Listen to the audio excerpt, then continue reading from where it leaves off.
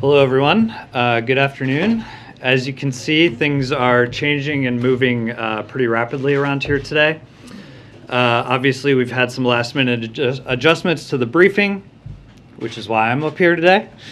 I know folks might have some questions after the statement that we just released from Jen, and we in the press office are going to strive throughout the rest of the day to get you the answers to the questions you might have.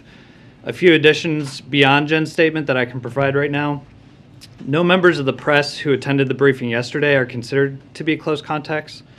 We are currently conducting contact tracing, and any member of the press who's considered to be a close contact will be contacted. But if a close contact is determined, it would not be through yesterday's briefing. So we just wanted to be clear about that. I'm going to speak briefly about the first day and a half of Judge Jackson's committee hearing, and then I'm going to pass it over to National Security Advisor Jake Sullivan, who will make some remarks at the top, and then he's happy to take some questions on the trip, and he has a heart out where I'll call it. And then again, please let us know if you have any follow-ups after the briefing. We'll strive to get you answers, and we appreciate everybody's flexibility today. With that, just a couple of things from the first day and a half of Judge Jackson's committee hearing. The president watched portions of Judge Jackson's hearing yesterday and today, and is proud of the way she is showcasing her extraordinary qualifications, her experience, and her even-handedness. Her dedication to following the facts, the law, and our Constitution as an independent judge is clear. He was also moved by the grace and dignity she has shown, the deference to senators, and the level of detail she is offering, reinforcing the value of her experience, her intellect, and the strength of her character. The president was particularly struck when, reacting to Senator Leahy raising the broad support she had received from the law enforcement community, Judge Jackson spoke about her family members who have served as police officers, saying, "I know what it's like to have loved ones who go off to protect and to serve, and the fear of not knowing whether or not they're going to come home again because of crime in the community. Those are not abstract concepts or political slogans to me." As a former chairman of the Judiciary Committee, President Biden also appreciated her respect for the intent of lawmakers and the text of the law. He appreciated Judge Jackson's commitment to stay in the lane of judges prescribed by the Constitution and her highlighting the importance of precedent. He was also struck by how she swiftly dismantled conspiracy theories put forward in bad faith. They've been debunked by numerous fact checks, experts, and the record itself. In selecting Judge Jackson, President Biden sought the opinions of Republicans and Democrats who made clear they wanted someone of deep experience in the mold of Justice Breyer. Today's testimony and Judge Jackson's endorsements by leading conservative jurists and some of the biggest law enforcement organizations in our country make clear she is indeed in Justice Breyer's mold.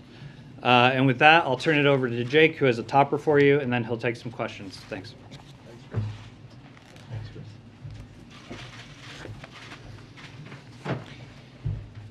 Good afternoon, everybody. I'll make a few comments, and then as Chris said, I'd be happy to take your questions.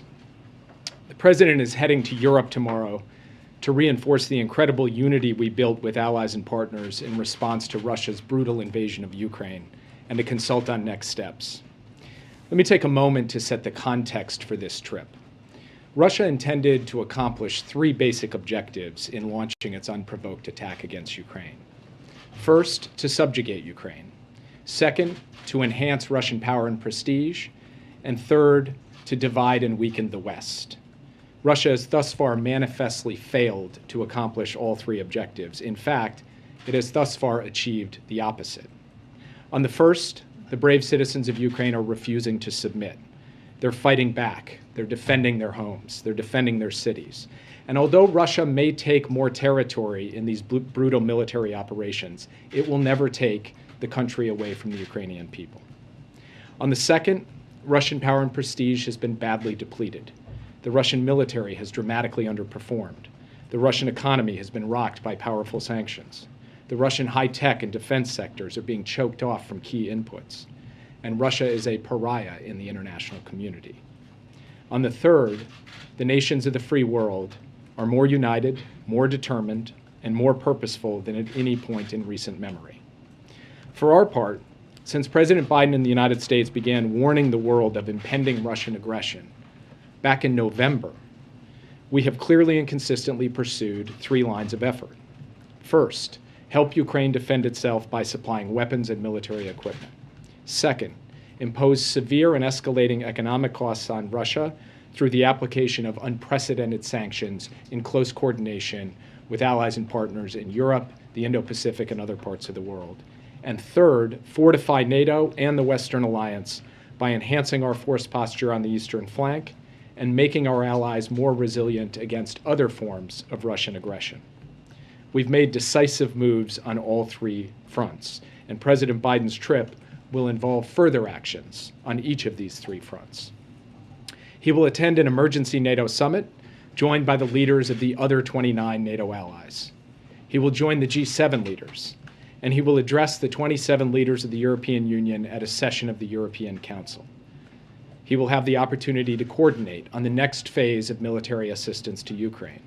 He will join our partners in imposing further sanctions on Russia and tightening the existing sanctions to crack down on evasion and to ensure robust enforcement. He will work with allies on longer-term adjustments to NATO force posture on the eastern flank. He will announce joint action on enhancing European energy security and reducing Europe's dependence on Russian gas at long last. He will announce further American contributions to a coordinated humanitarian response, to ease the suffering of civilians inside Ukraine, and to respond to the growing flow of refugees. From Brussels, President Biden will travel to Poland, where he will engage with U.S. troops who are now helping to defend NATO territory, and he will meet with experts involved in the humanitarian response. He will also hold a bilateral meeting with President Duda of Poland. I'll leave further details on the schedule and program for each of these aspects of the trip to our trustee communications and press team. Let me close with this. There will be hard days ahead in Ukraine, hardest for the Ukrainian troops on the front lines and the civilians under Russian bombardment. This war will not end easily or rapidly. For the past few months, the West has been united. The President is traveling to Europe to ensure we stay united, to cement our collective resolve, to send a powerful message that we are prepared and committed to this for as long as it takes, and to advance our response on all 3 critical fronts that I've described: helping the Ukrainian people defend themselves, imposing and increasing costs on Russia, and reinforcing the Western alliance. And with that, I'd be happy to take your questions. Yeah. The Russians and the Hungarians seems to be reluctant on imposing a ban on importing Russian oil and gas. Will this weaken the sanctions? And what do you call on the groups that the president is going to meet to expel Russia from the G20, group? And do you think that an agreement with Iran could be reached without Russia? So when the president announced that the United States was going to ban the import of Russian oil and gas, he was very clear. He said that the United States is uniquely positioned. We are an energy producer. We can do this. We can take this step of banning the import of Russian oil and gas and coal and be able to withstand it, have resilience against it. But he also recognized quite explicitly in that statement that some of our European allies and partners would not be able to follow suit, and he was not going to pressure them to do so. From his perspective, what we have achieved with our European partners in terms of financial sanctions, export controls, and other measures to hit the Russian economy hard have had unprecedented impact on a large economy at a scale we have never seen before. And so he believes that that is, in fact, increasing the costs on Russia. It is sharpening the choice for Russia. And he feels very good about where things stand today in terms of the unity and resolve of the Western alliance on sanctions. And as I mentioned in my opener, we will have more to say on sanctions in the coming days. On the question of the G20, I will just say this. We believe that it cannot be business as usual for Russia in international institutions and in the international community. But as for particular institutions and particular decisions, we'd like to consult with our allies, consult with our partners in those institutions before making any further pronouncements. Finally, we believe that if there is an Iran nuclear deal that meets the standards the president has set to verifiably block the pathway of Iran to get to a nuclear weapon and put this program back in the box after President Trump let it out of the box when he left the deal back in 2018, we will do that deal because we believe it is in the American national security interest to do so, but we will not do that deal until it meets those objectives. Yeah. Thank you very much.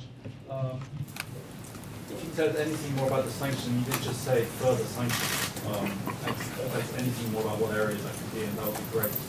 And the other thing is, there was a report out that British troops are basically secretly training Ukrainians to use this very sophisticated anti-aircraft weapons to start are there any U.S. troops in Eastern Europe or anywhere else currently training Ukrainians?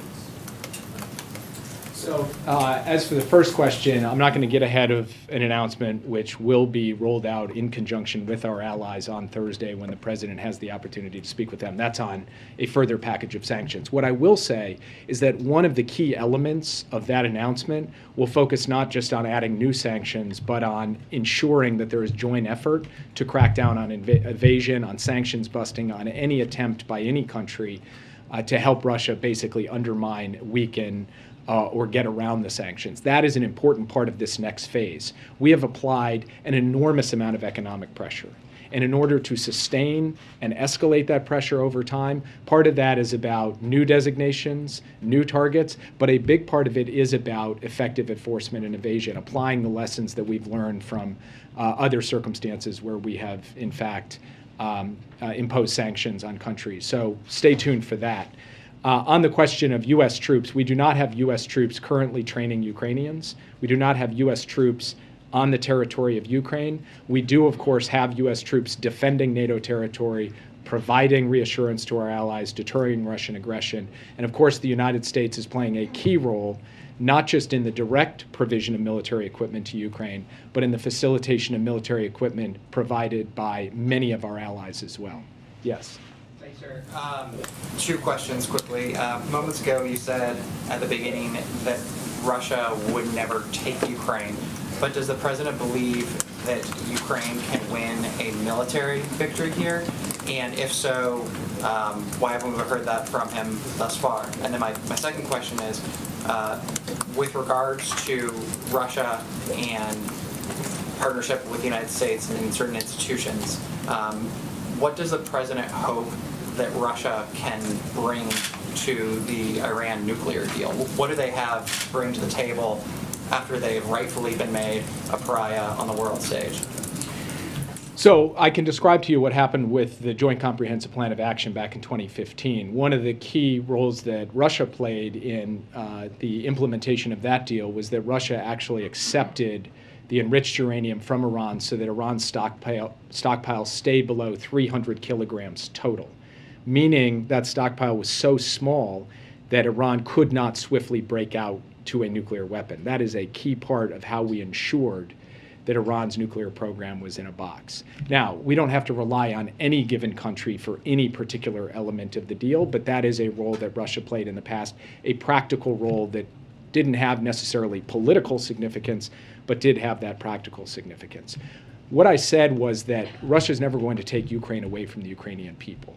It's never going to be able to subjugate the Ukrainian people. That was not a statement about a particular slice of territory that a Russian advance could occupy for a period of time, or about a particular battle that some Russian element could win.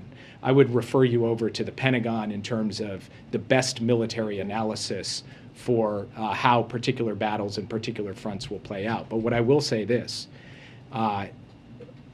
whether Russia takes a city or takes a town or takes more territory, they are never going to be able to achieve the purpose that they set out, which was to subjugate this country, to bring this country to heel, because the Ukrainian people have made very clear that they will not be subjugated no matter what it takes. Yes. Jen, thank you for being here. But to follow up on that question, is it the policy of this government that Ukraine should win this? It should eject Russia and regain its sovereignty and its freedom? We've said from the outset that we are unwavering in our commitment to Ukraine's sovereignty and territorial integrity. Within the internationally recognized borders of Ukraine, we remain committed to that as our proposition for this. But in the immediate day-to-day of this conflict, our focus is on ensuring that Ukraine has the tools that it needs to defend itself and to be able to effectively ensure that Russia cannot achieve its objectives in Ukraine. That's what we're focused on right now. But on the basic proposition of Russia's of Ukraine's sovereignty and territorial integrity. From day one of the Biden administration, we have not wavered an inch on that. Yes. On Article 5 and any cyber attack that comes now, obviously Russians have done it before. It wasn't an Article 5 issue then. Does something in Ukraine now change the contour of a cyber attack against any member nation of NATO become an Article 5 issue? So in the June summit The president raised that just yesterday as dramatically as he did. So last June, when the NATO leaders gathered for the NATO summit, President Biden, consulting with them, we put out a statement that spoke to cyber attacks and their relationship to Article 5. And we could see circumstances in which a collective response by the alliance to a cyber attack would be called by an ally.